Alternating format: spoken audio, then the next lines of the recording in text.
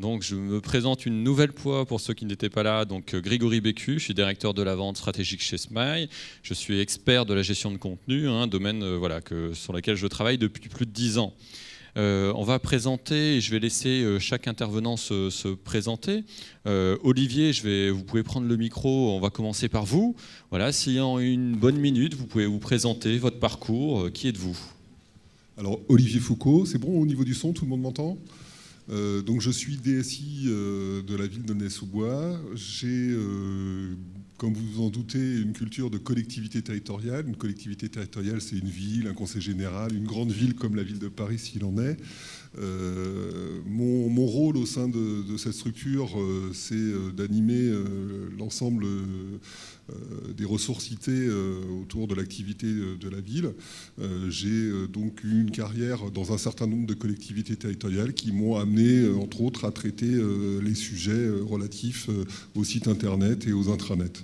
C'est ce qui me vaut le plaisir d'être face à vous aujourd'hui pour vous faire part de l'expérience que l'on a eue à travers notamment cette dernière action qui nous a amené à mettre en place un intranet et extranet.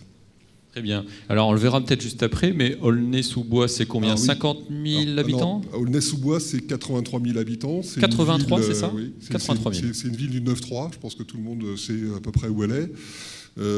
C'est une ville composite avec deux grands quartiers qui s'opposent, enfin qui se complètent. Qu'est-ce que je peux dire d'autre ? On ne parlera pas politique, ce n'est pas le sujet aujourd'hui. Je suis fonctionnaire. Très bien. Alors, je vous propose de laisser la parole à Gabriel. Gabriel, qui êtes-vous ? Alors, moi, je suis directeur des services généraux et des systèmes d'information à la Conférence des évêques de France. Alors, la Conférence des évêques de France, c'est une structure qu'on pourrait associer à un syndicat professionnel des évêques pour l'Église catholique. C'est-à-dire que ce n'est pas une structure hiérarchique, c'est une structure de mutualisation de travail et de coordination et de représentation nationale. Donc j'y suis depuis 7 ans et cette structure a beaucoup d'activités sur Internet et aussi accompagne beaucoup le reste de l'Église et des diocèses sur leur activité sur Internet. Et en fait, avant, j'étais aussi dans le secteur associatif où je travaillais pour les Scouts et Guides de France, où là, j'ai lancé, on va dire, l'activité Internet. J'ai connu le temps où il n'y avait pas Internet et où on n'avait pas la messagerie. Et donc, avant, par exemple, la Conférence des évêques de France, vous étiez déjà dans l'IT, dans le web, ou au final... J'étais directeur informatique des Scouts et Guides. Oui. D'accord, très bien. On va passer la parole à Isabelle. Donc, Isabelle Leninge, je travaille à la direction informatique de la ville de Paris depuis 13 ans. Et depuis 12 ans sur l'UTES, j'ai commencé développeur, puis chef de projet. J'ai un profil un peu plus technique que mes collègues là. Donc Paris, juste à côté du 9-3. Donc, tout le monde situe Paris. Donc développeur, chef de projet et expert technique essentiellement sur l'UTES depuis 12 ans. Très bien. Alors, ça sera un retour aussi très intéressant. Hein. Les 3 retours sont particulièrement intéressants. Mais c'est vrai que pour ceux qui ne connaissent pas, la mairie de Paris a fait le choix, il y a plus de 10 ans à peu près, de créer son propre CMS qui s'appelle l'UTES, qui est représenté, vous pouvez trouver sur les stands dehors. Et donc là, effectivement, dans le côté investir dans un CMS, vous avez été relativement loin. On y reviendra juste après. Voilà. Alors, une petite introduction sur le sujet avant de partir sur des questions-réponses. C'est qu'on l'a vu juste avant, l'approche multisite, c'est une approche qui est séduisante. C'est vrai qu'aujourd'hui, partir, comme on l'évoquait tout à l'heure, sur des plateformes multisites avec 10, 20, 100, 200, un millier de sites pour certains, en termes de rationalisation, c'est vraiment une approche qui est séduisante. Pour autant, est-ce que c'est vraiment une approche séduisante ? Est-ce que c'est pas aussi beaucoup de contraintes ? Donc je serais curieux d'avoir vos retours, parce que tout à l'heure, on a eu les retours des éditeurs. De leur côté, ça a l'air très très bien. Est-ce que du côté des utilisateurs, clients finaux, est-ce que c'est aussi pertinent de mettre en œuvre une approche multisite, d'avoir un CMS en tout cas, ou quelques-uns, pour gérer la galaxie de sites de vos clients internes ? Et puis, la deuxième remarque, c'est qu'avec plus de 10 ans de web désormais, il y a énormément d'entreprises qui ont plusieurs CMS, c'est-à-dire qu'on travaille à un certain nombre de très grands clients, et puis pour certains, c'est pas rare de voir 10, 15 CMS différents qui vont héberger ou en tout cas motoriser une centaine de sites. Est-ce qu'elles doivent converger vers un seul CMS ? Quel est l'intérêt de cette convergence ? On serait intéressé d'avoir votre retour d'expérience également. Voilà pour cette brève introduction. On va partir sur les retours et les retours d'expérience. On va commencer par Aulnay-sous-Bois. Tu as déjà le micro, donc n'hésite pas. Voilà un petit peu les slides. Tu peux nous présenter un petit peu tout ça en détail. Est-ce que je peux me retourner et les lire ? Non. Donc, j'ai vu à peu près de ce dont il était question. Donc, pour vous resituer un petit peu, la ville d'Aulnay-sous-Bois, donc on est une DSIT, on gère l'ensemble des infrastructures IT, mais on gère aussi et surtout les applicatifs métiers qui permettent à la ville d'offrir ses services à la population, mais aussi se gérer. Donc, c'est 144 applicatifs métiers, une équipe d'une trentaine de personnes sur la DSIT et la modernisation, puisqu'on gère les deux casquettes, donc la partie organisation en amont pour observer les processus et ensuite les outiller avec les systèmes d'information. Voilà, 1500 PC, 80 km de fourreaux, 40 km de fibres, 200 bâtiments communaux reliés. Enfin, c'est toute une infrastructure, c'est une multitude de métiers différents qui vont de la crèche en passant par le balayeur, en passant par l'entretien de la voirie, des architectes, de l'urbanisme, les compétences spécifiques d'ingénierie au niveau de l'informatique. Voilà, une quantité de métiers incroyables. Et la nécessité pour nous de mettre tout ça en bon ordre, de faire que les choses tourneront, mais aussi se parlent. Et c'est peut-être un petit peu le sujet, en tout cas nous, ce qui nous a porté à aller vers un outil... je peux y aller déjà ?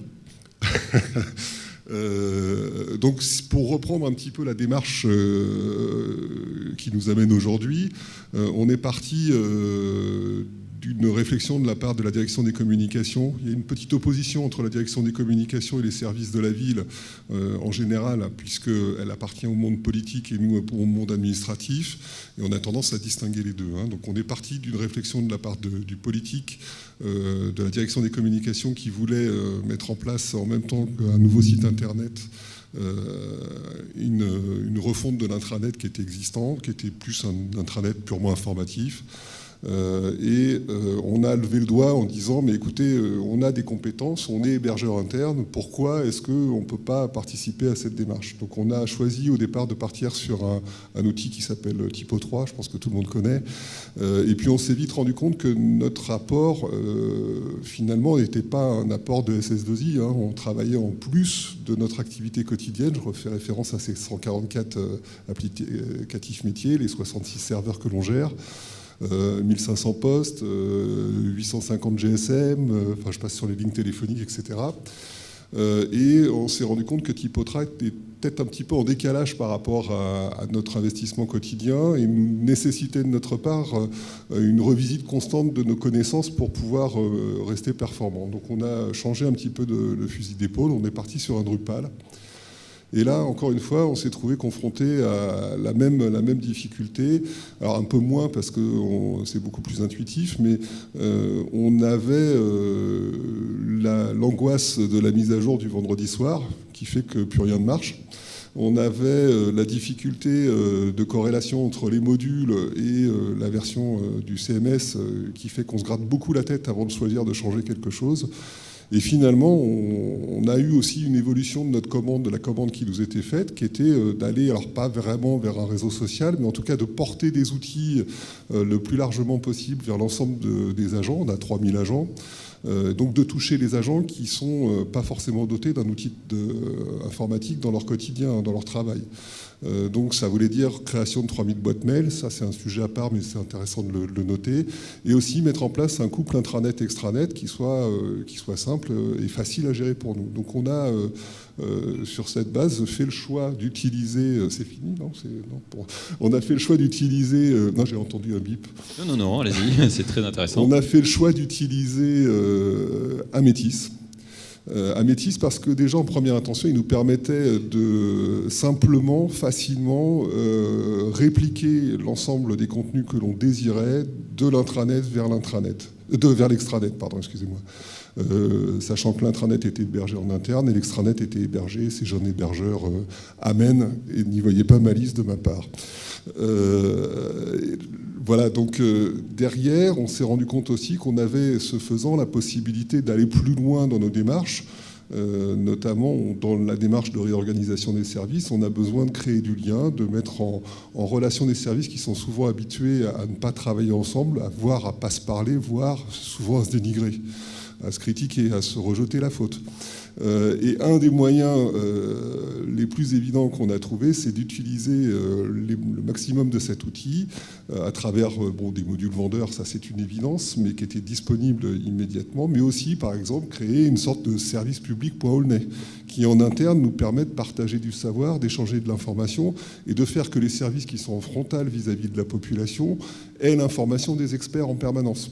Voilà, c'est cette capacité à gérer tous ces outils qui nous a amenés vers cette solution. Avec une autre arrière-pensée encore, on a de plus en plus de demandes de la part de services qui sont plus en relation directe avec la population. Je pense à la démocratie participative, qui crée du lien dans les quartiers, d'évolution vers des outils de ce type-là.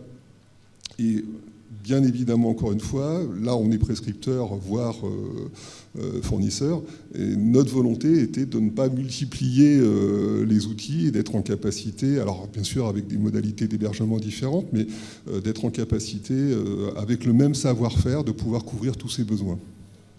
D'accord. Donc si je résume un petit peu, alors déjà je précise, on ne travaille pas ensemble, donc voilà, c'est important, hein, ni avec les uns ni les autres. Hein. Par contre, donc vous avez fait le choix Typo 3, Drupal, Amétis, qui foncièrement ne sont pas des mauvais outils, hein, les trois, mais par contre par rapport à votre usage, votre besoin, vous étiez en recherche de simplicité, parce que ce n'est pas votre métier que d'être intégrateur, c'est ça ? Absolument. On a, alors c'est peut-être mon travers aussi, puisque j'ai la double casquette modernisation et DSI. La première recherche est une recherche d'efficacité. On porte l'outil, on n'est pas là pour construire complètement l'outil, même si des fois on aimerait. Hein, parce que c'est vrai que c'est sympa de pouvoir mettre les mains dans le cambouis et puis d'aller écrire du code, d'aller écrire des choses amusantes, intéressantes. On en parlera avec Isabelle pour voir si c'est vraiment rigolo. Mais, voilà, vu de mon côté, c'est rigolo. Simplement, à un moment, on a aussi besoin d'aller plus vite, d'être plus efficace, de répondre à la commande politique rapidement. On n'a pas forcément la même réalité, le même rapport au temps qu'une ville comme Paris ou qu'un conseil général qui travaille sur une temporalité différente. On est encore proche d'une commune de petite taille où on peut se permettre d'aller vite, de faire sauter certaines cloisons. Voilà, c'était tous ces aspects-là qui nous incitaient à partir sur quelque chose qu'on sache manier. Alors, il y a un point aussi important. On est dans une démarche d'intégration des acteurs internes. Cette démarche d'intégration des acteurs internes, elle passe par la notion de contributeur. Donc, qu'est-ce qui nous permet de faciliter l'appropriation de l'outil par les contributeurs et donc de faciliter la vie de notre intranet extranet. C'est tout simplement la mise à disposition directe d'un certain nombre d'outils simples à travers les modules nativement disponibles dans le CMS. Mais aussi notre capacité à être réactif, à régler facilement les choses. Clairement, sur des outils qui nécessitaient de notre part un investissement supérieur. Alors on était une équipe Je dis on, c'est peut-être pas forcément la bonne chose. Ils étaient, parce que finalement, moi, je suis souvent en retrait par rapport à ce genre de choses. Et je voudrais remercier d'ailleurs Olivier Sacleux qui est dans la salle, qui a été le porteur principal de ce projet. Mais donc, ils étaient sollicités souvent, très souvent, et cet outil nous a permis de contracter ce temps de réactivité par rapport à de l'accompagnement et de la mise à disposition de choses spécifiques. D'accord, donc pas oublier la courbe d'accompagnement changement, tant pour les équipes techniques que pour les contributeurs. Tout à fait, c'est capital dans notre démarche. D'accord, très bien. Alors on reviendra sur ce retour d'expérience, hein. Je pense qu'il y a pas mal de choses très intéressantes qui méritent d'être approfondies. On va passer le micro à Gabriel pour la conférence des évêques de France. Gabriel, est-ce que tu peux nous expliquer un petit peu le cas de la conférence des évêques de France ? Je mets tes premières planètes sur l'écran. Raconte-nous. Alors la conférence des évêques de France, c'est une association, mais elle a vécu un truc assez amusant en 2006. C'est qu'elle a fusionné 17 associations. Et pour faire drôle, on l'a fait en même temps. Donc ça a été un casse-tête SI pour plein de choses. Pour le site web, ça n'a pas été un casse-tête. On a juste récupéré une collection absolument exceptionnelle de CMS. Il y en a quelques-uns qui ne sont pas marqués dessus, ou de développement spécifique, ou même de CMS propriétaires. Donc là, vous avez la situation actuelle. Ce n'est pas tout à fait la situation qu'on avait récupérée, mais c'était encore plus varié à l'époque. C'était en fait des services nationaux qui travaillaient en parallèle sur des sujets thématiques et qu'il a été décidé de regrouper dans une seule association, une seule structure, un seul budget. Et du coup, ces gens se retrouvaient avec une direction informatique qu'avant ils n'avaient pas, car c'était des structures assez petites. L'autre particularité de notre structure, c'est qu'on est associatif et non seulement on n'a pas des moyens importants, mais en plus, tout ce qu'on publie n'a pas de retour sur investissement. Donc, si on réussit quelque chose, on se retrouve embêté parce qu'on a à gérer la montée en charge, alors qu'on n'a pas de retour particulier, autre que d'être content d'être lu. Voilà. Alors, notre activité, c'est des contenus de fond qui font un peu référence par rapport à un sujet, soit à destination d'un public large, soit à destination de publics spécialistes. Ça se rapproche un peu de l'animation de réseau. Et dans cette animation de réseau, on a des sites qui sont avec des dimensions intranet ou extranet, et des sites qui sont ouverts. Par exemple, vous avez un site sur l'aumônerie des prisons, qui est très spécialisé, tout ce qui est la pastorale de la santé, c'est-à-dire tous les gens qui travaillent comme aumôniers dans les hôpitaux. Donc c'est en même temps très spécialiste et avec un peu de parties qui intéressent le grand public ou les journalistes par rapport à cette thématique. Après, on a un site, par exemple, de l'Église catholique, qui est, lui, une présentation vitrine, qui fait en même temps portail, qui fait site de référence et site d'actualité.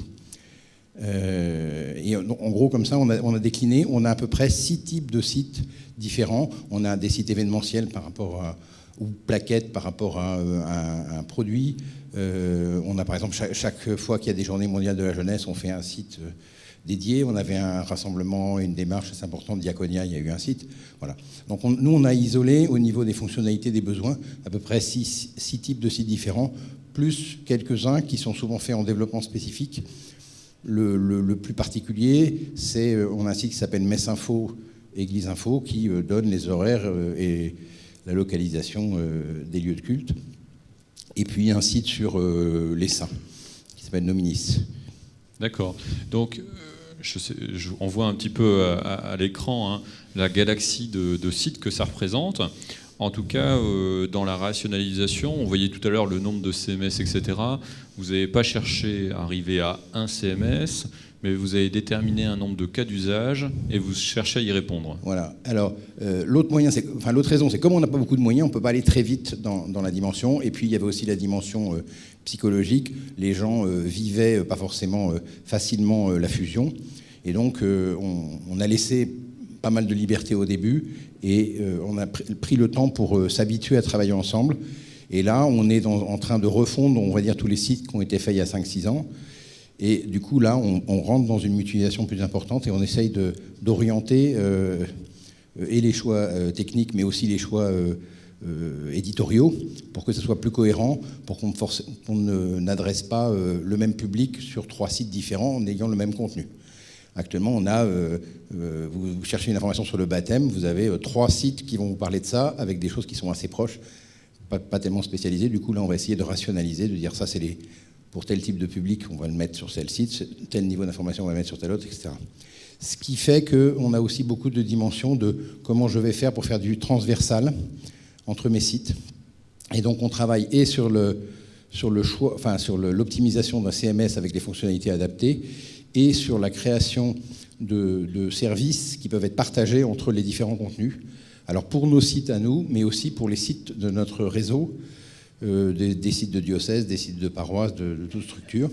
Et on a comme ça 4-5 services. Donc par exemple le site Messinfo qui peut être utilisé sur chacun des sites, en mode widget ou en mode attaque XML. Enfin, il y a plusieurs solutions possibles. Mais l'idée c'est de faire un développement vraiment à fond sur un sujet, mais par contre qu'il soit utilisable sur tout CMS, du coup, parce que déjà en interne on en a plusieurs, mais dans notre réseau c'est encore plus grand. On a quasiment le catalogue de Smile dans le réseau, quoi. Sur les CMS plutôt d'entrée de gamme. Et cette intégration doit être très facile parce que beaucoup de ces sites sont gérés par des bénévoles, avec la particularité qu'on a quand même des bénévoles qui sont de très haut niveau dans certains cas, mais d'autres qui sont volontaires, mais qui ne savent absolument pas faire technique. Donc il faut qu'il y ait une entrée très simple. D'accord. On voit quelques captures d'écran. Hein, effectivement, il y a beaucoup de sites différents. Tout à l'heure, par exemple, juste pour savoir, il y avait Spip qui ressortait très nettement en tête. C'est un outil qui est très utilisé encore aujourd'hui chez vous ? Qui est un outil qui est beaucoup utilisé et dans le réseau et chez nous. Et depuis quasiment que c'est possible, on a une partie des sites qui sont sur des instances PIP mutualisées, donc qui permettent d'avoir un seul déploiement et plusieurs instances et une gestion des droits communes. D'accord, c'est un CMS qui est apprécié, notamment pour sa simplicité d'utilisation. Voilà, le gros intérêt de SPIP, c'est côté utilisateur, jusqu'à une certaine limite. Quand on veut faire des choses assez complexes, du coup ça devient aussi complexe pour l'utilisateur qui doit mettre 14 mots-clés dans les différentes sections. Mais sinon, pour le contributeur, effectivement, c'est adapté. Et puis, c'est souvent quelque chose que les gens connaissent déjà. Voilà, donc ça, au moins, c'est avantage. Et c'est vrai que là, on est en train d'évoluer vers des choses. Et il y a des fois où on se dit, on veut avoir quelque chose qui ressemble à la manière de contribuer, quitte à le rajouter dans le CMS s'il ne l'a pas, quoi. D'accord. Alors, par rapport à la liste de CMS qu'on voyait tout à l'heure, est-ce que vous avez déjà convergé vers des CMS ? Alors, je ne me souviens plus si vous avez d'autres slides derrière. Est-ce qu'aujourd'hui, vous arrivez à quelques noms de CMS ? C'est quoi l'orientation aujourd'hui ? Vers quel CMS allez-vous ? Alors, l'orientation qu'on a, c'est on cible d'avoir, en dehors des développements spécifiques, de s'orienter vers 2 CMS maximum. D'en avoir un de niveau 1 qui a été retenu et qui est WordPress pour toute une série de contenus, y compris pour on vient de faire un développement sur WordPress qui en gros permet de faire des fonctionnalités réseaux sociaux, partage de contenu et faire des espèces de playlists que les gens pourront reprendre sur leur site par rapport à une thématique particulière. Par exemple, on peut faire comme un mur Facebook sur un groupe avec tout ce qui se passe sur les Journées mondiales de la jeunesse, et les gens pourraient le partager sur leur site uniquement en reprenant le widget. Ça, on vient de le développer avec WordPress. Et puis, tout ce qui est site simple et type plaquette, type événementiel, de les développer systématiquement en CMS en version mutualisée. On a expérimenté la version mutualisée dès qu'elle a été disponible, et ça correspond bien à nos besoins. D'accord. Par contre, on ne fait pas de l'usine à site au sens je publie un artiste qui va être démultiplié X fois. C'est des sites qui sont quand même différents. Là, on est sur un projet où on va faire des sites grand public thématiques. On va lancer à la rentrée un site sur Jésus, qui est un sujet assez simple, et après on voudrait le décliner sur Noël, Pâques, le baptême, etc. Là, on est plus dans le mode un peu usine à site, c'est-à-dire faire des fonctionnalités vraiment de base et ensuite les déployer et n'avoir que le contenant qui change. D'accord. Très bien. Merci pour ce retour d'expérience. Alors, on va passer à Isabelle. Isabelle, je pense que tu pourrais nous parler longtemps de l'UTES. Hein. Est-ce que tu arriveras à nous résumer en une dizaine de minutes ces 10 ans ? On va essayer. Donc déjà présenter un petit peu la ville. Donc la ville de Paris, c'est une administration un peu particulière, puisque c'est la seule en France qui est à la fois commune et département. Donc on a des problématiques qui sont à la fois liées à celles des administrations, mais aussi des problématiques qui rejoignent un peu celles des grandes entreprises, puisque c'est un peu plus de 50 000 agents. Alors, je ne sais pas si tout le monde t'entend très bien. C'est un peu plus de 50 000 agents, il y a plus de 300 métiers, 400 applications spécifiques différentes et autres. Donc, on doit à la fois adresser, on doit à la fois adresser donc, des problématiques liées aux élus, puisque là, on a quand même des grosses problématiques d'urgence.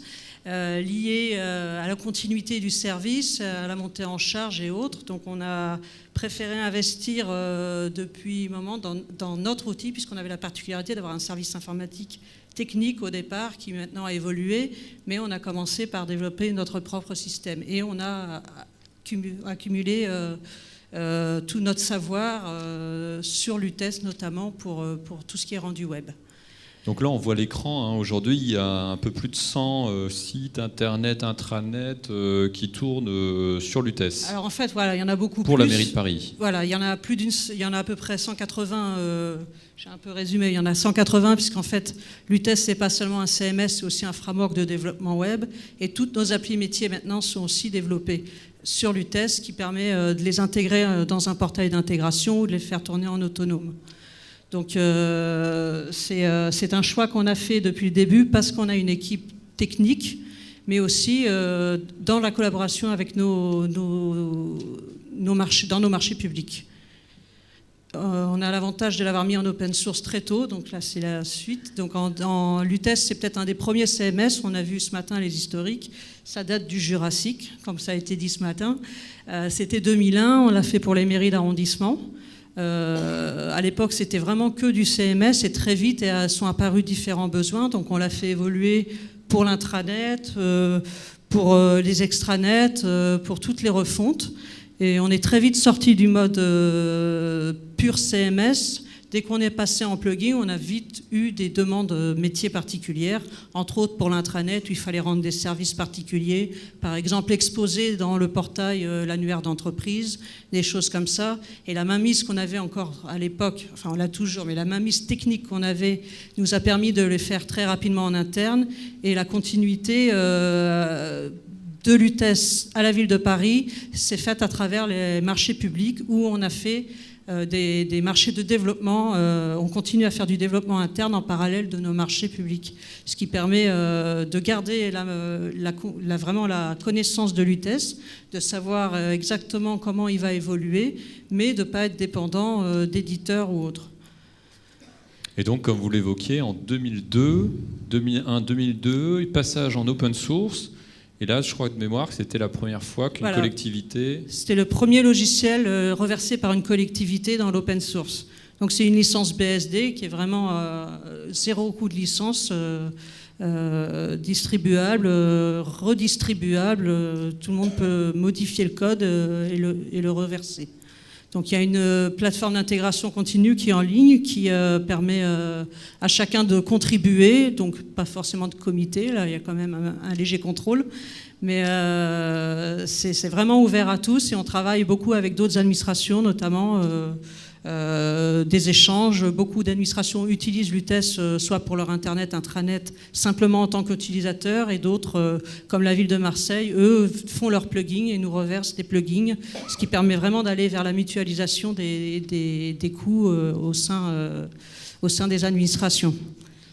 Donc c'est pour nous un meilleur choix que d'aller vers un CMS, d'abord parce qu'on l'avait avant, qu'on le maîtrise, mais aussi ça nous permet de mettre en place des technologies qui ne sont pas forcément présentes. On a des contraintes légales d'accessibilité, de sécurité avec le RGS, le RGA et autres. Et ce sont des choses qu'on va modulariser dans l'UTES. On va faire un site, s'il est intranet, on ne va pas avoir ces contraintes sécuritaires. Si on est en réseau Internet, on va mettre en place le module qui nous donne les respects des contraintes CNIL et RGS. Ce qui facilite beaucoup les choses pour nous. On a vraiment le contrôle absolu de l'applicatif. Et donc la mairie de Paris, en quelque sorte, est éditeur de CMS open source. Dans les on n'est pas éditeur dans le sens où on ne va pas aller faire du support utilisateur, on reçoit bien sûr surtout les administrations pour leur expliquer la solution, puisque c'est de notre intérêt qu'elles l'utilisent dans le sens où on va avoir des échanges de contributions. Maintenant, on ne va pas faire de l'édition, même si là on a un petit stand, on ne va pas aller vendre la solution, on ne va pas jusque-là. Très bien. Il y a d'autres municipalités ou entreprises qui utilisent l'UTES ou est-ce que c'est uniquement utilisé par la mairie de Paris ? C'est pas uniquement utilisé par la mairie de Paris, c'est utilisé à partir du moment où on est parti dans le cadre des marchés publics, où on l'a bien reversé, où ça a été connu. Plusieurs SS2I sur le marché l'ont utilisé, l'ont revendu entre autres dans les marchés publics, mais pas que. Par exemple, Atos Worldline a créé Météo France sur l'UTES. Marseille, eux, ont une équipe internalisée, donc ils ont récupéré les sources et ont fait eux-mêmes leur site en intégrant leurs applications métiers sur le front office avec une équipe de développement interne. D'autres, le dernier site de Géoportail est sur l'UTES, et là on est en train de travailler avec la direction interministérielle, l'équipe informatique de Matillon, en fait, pour travailler une réflexion sur la refonte de MSP. Donc on est vraiment dans le monde plus collectivité, administration, mais pas que, puisqu'il y a aussi par exemple le site de Taliscard qui est sur l'UTES, ou le site corporate d'Atos Worldline, entre autres. Très bien.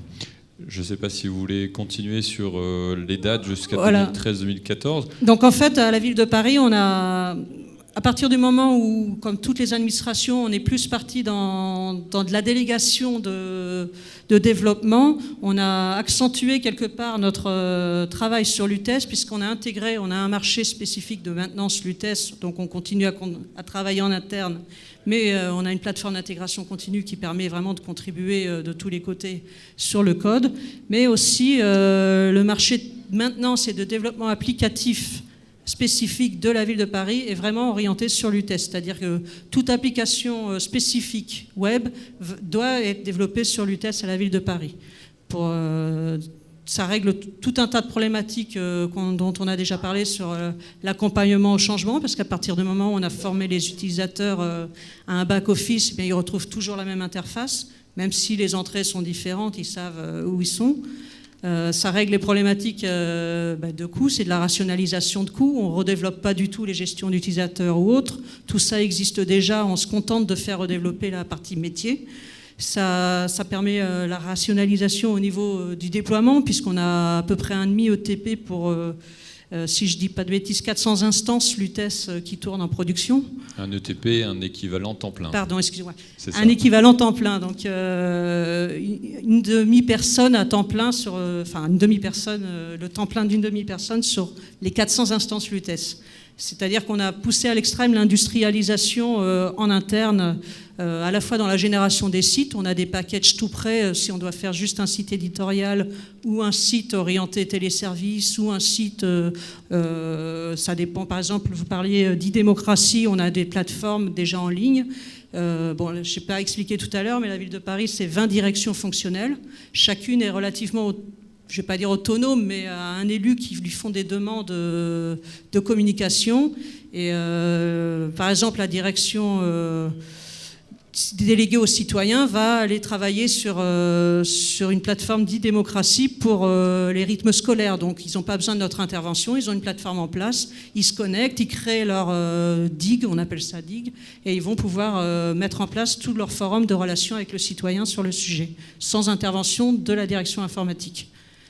Donc, Très bien.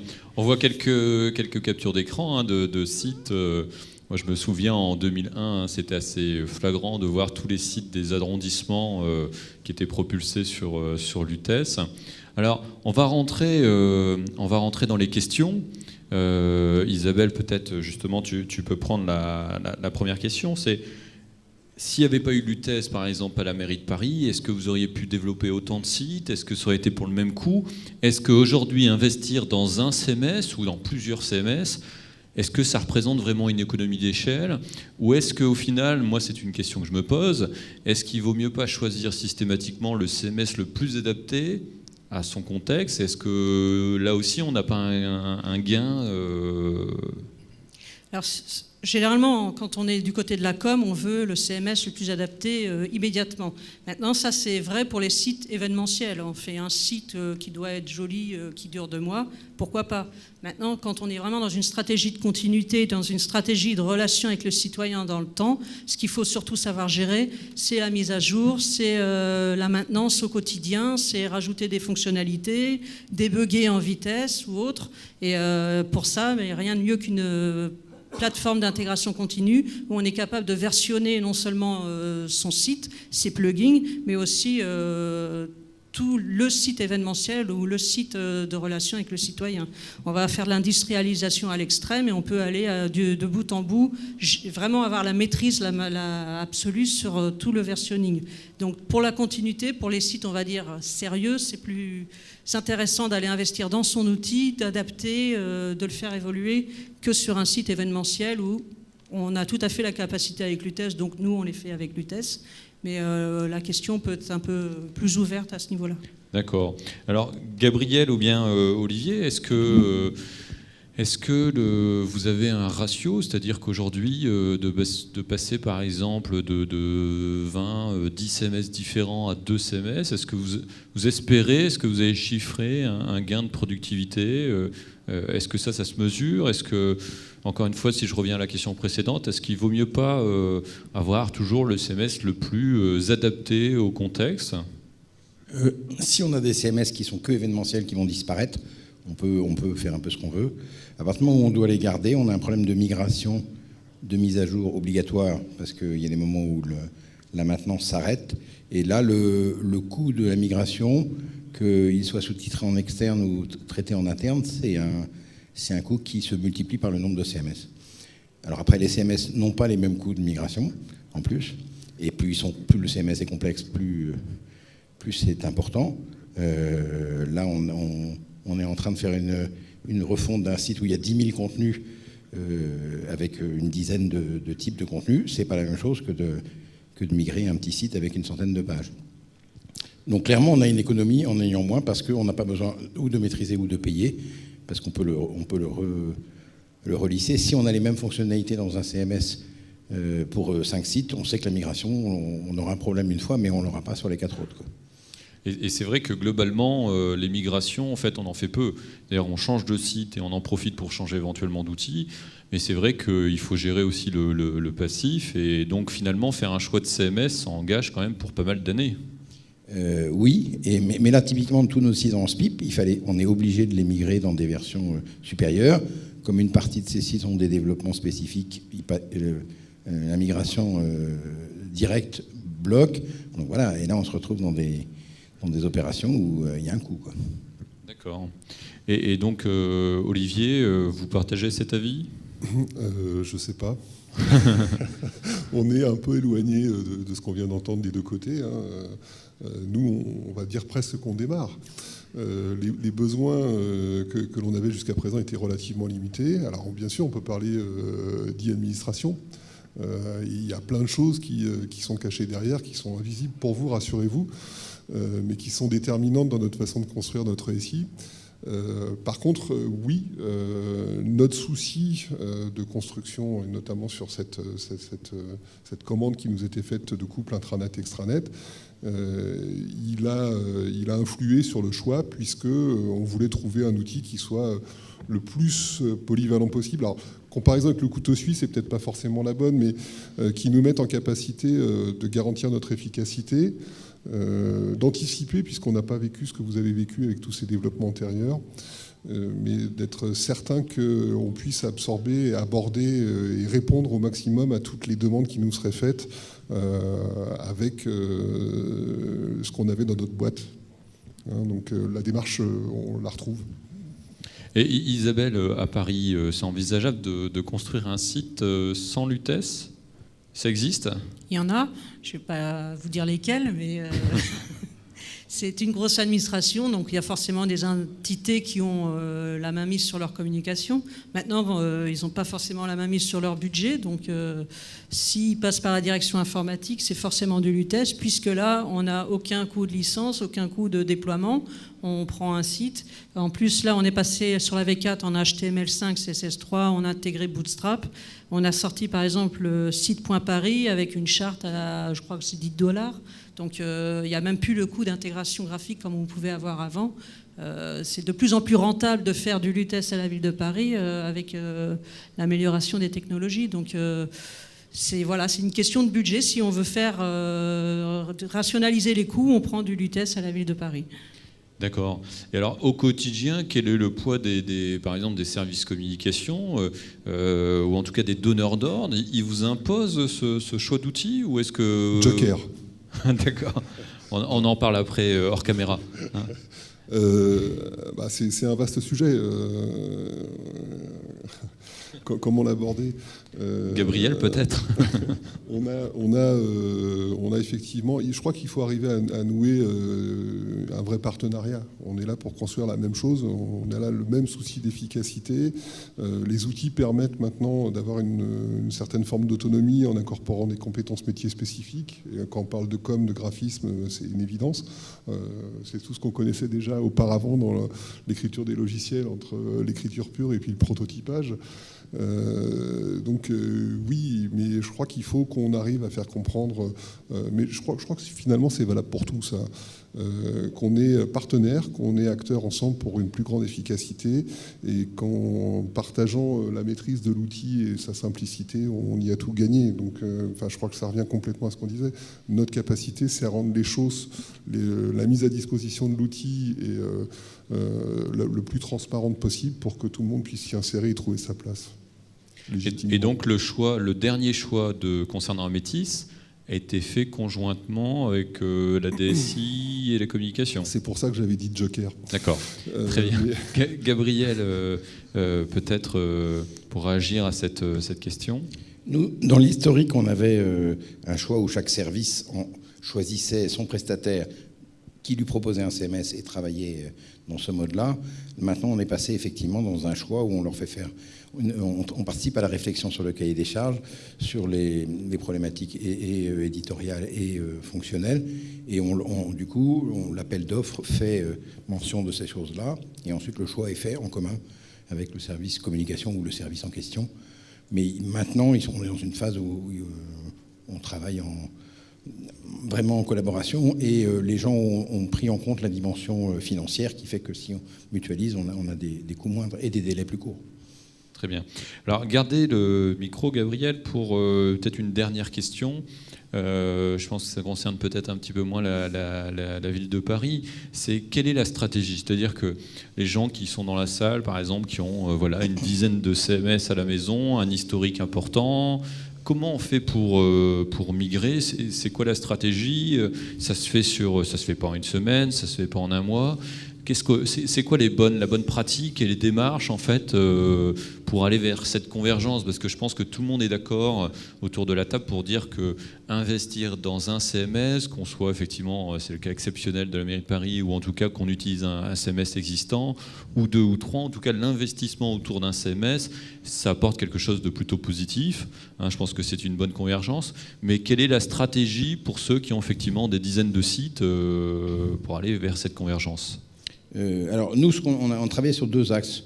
Le premier axe, c'est de faire vraiment l'inventaire de l'ensemble des fonctionnalités dont on avait besoin pour l'ensemble des sites, et du coup de faire une grille qui permet d'évaluer par rapport à un nouveau projet quels sont les besoins et le niveau, on va dire, on peut placer le site dans un certain dimensionnement. Ensuite, on a fait un autre travail qui était pour des choses qui sont à partager entre tous les sites, voire même avec des sites externes, et on en a beaucoup, de dire la fonctionnalité va être traitée hors CMS, elle va être ajoutée de manière indépendante du CMS. Du coup, ça simplifie la richesse fonctionnelle de ce qu'on a besoin pour chacun des CMS derrière, parce qu'elle est adressée différemment. Et ensuite, le travail qui est important, là on vient de le faire sur une migration où on était sur un CMS propriétaire développement PHP vers WordPress, c'est de mettre en place une méthodologie de migration. Le CMS en question, par exemple, on avait à peu près 2000 contenus. Alors on ne les a pas tous récupérés, mais en fait qu'on en ait plus de 100 ou 2000, c'est à peu près pareil. Et du coup de mettre en place, alors nous on passe du coup par un skin XML du site qu'on veut récupérer, avec l'intégralité des contenus, des mots-clés, des choses, des images, et de travailler avec que l'outil sur lequel on va est aussi un bon outil pour intégrer des contenus. Oui, c'est un gros sujet, la migration. Je pense qu'on pourra en faire une conférence dédiée. D'accord. Et donc, il y avait d'autres points sur cette stratégie, ou en tout cas, c'est principalement ces points-là? Et alors, l'autre chose, on constate par rapport aux besoins qu'on a, nous, qui sont vraiment des communications éditoriales, on ne va pas trop dans les logiciels métiers ou des choses comme ça, c'est on va dire le regroupement des CMS. Les CMS complexes, on a bien senti qu'ils devenaient de plus en plus simples à utiliser, tout étant relatif par ailleurs, et les CMS très simples ont quand même gagné en richesse fonctionnelle. Et l'autre axe qu'on a, c'est de prendre des choses qui puissent être réutilisables pour faire de l'appli mobile, pour faire une interrogation tiers XML et un partage de contenu, et de ne pas se limiter en disant je vais faire un site et il va être même responsive. C'est vraiment de se dire quelle est la qualité de l'API du CMS et comment on peut le faire. On a fait avec Backbuilder par exemple, en 3 jours, une interface qui a permis de faire une application mobile pour la lecture du flux d'actualité. Et c'était vraiment simple parce que l'outil permettait de faire ça. Et on voit que par rapport à d'autres, on aurait dû faire une interrogation de base de données, ça qui était beaucoup plus complexe, quoi. Très bien. Alors pour terminer, en 10 secondes chacun, c'est quoi les prochains chantiers, les prochains sites web qui vont sortir pour la mairie de Paris par exemple? On est dans la dématérialisation, donc c'est essentiellement des téléservices et aussi en inter-administration, grosse orientation avec la DISIC sur MSP, la Fédération d'identité, des choses comme ça. Voilà, c'est beaucoup d'acronymes là. Mon service public. Le compte parisien, pardon. D'accord. Gabriel? Nous, en toute modestie, on va créer un site Jésus. Qui devrait donc... c'est quand même la base de tout. Voilà, c'est la base de tout. Et, avec comme objectif, vous pouvez la regarder maintenant, d'être dans la première page de Google, parce qu'actuellement c'est une catastrophe. Vous avez même des sites musulmans qui passent devant des sites catholiques. Donc on est très très mauvais sur ce thème-là, et après décliner ces sites-là. Et puis on est sur un gros projet de refonte du site Église catholique. D'accord. C'est le plus gros site? Qui est le plus gros site, avec Messe Info, Église Info, mais qui est lui un site d'interrogation. D'accord. Olivier, le mot de la fin, les projets en cours à la ville d'Aulnay-sous-Bois. Voilà, en fait, je vais rester sur le périmètre intranet-extranet. Notre projet, c'est de monter en puissance sur la personnalisation de l'outil de façon individuelle, mais en conservant une identité propre qui permette d'affirmer qu'on appartient tous à la même organisation. Et donc, c'est monter en puissance sur tous les outils de partage, tous les outils de compréhension entre les gens, entre les services, donc GED, etc. Ok, très bien. C'était très intéressant. Merci aux intervenants. Je pense que vous pouvez les applaudir.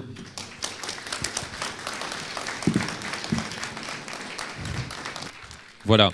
On a déjà passé le temps. Alors si jamais il y avait une ou deux questions très très rapides, pourquoi pas, mais je vous invite directement peut-être à vous rapprocher des intervenants. Merci.